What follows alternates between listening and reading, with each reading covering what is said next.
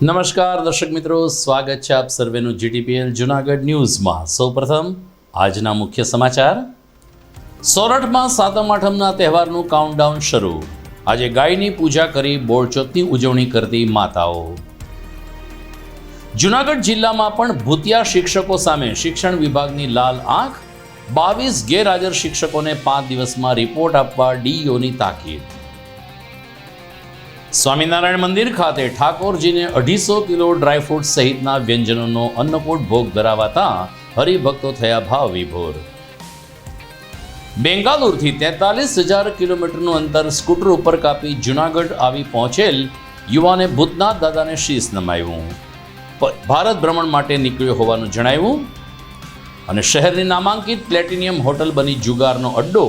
માલિક પોતે બહારથી માણસોને બોલાવી જુગાર રમાડતા હોવાની બાતમી ઉપરથી પોલીસે કરી રેડ। આ તમામ સમાચાર વિસ્તારથી જોઈએ તે પહેલા લઈએ એક બ્રેક।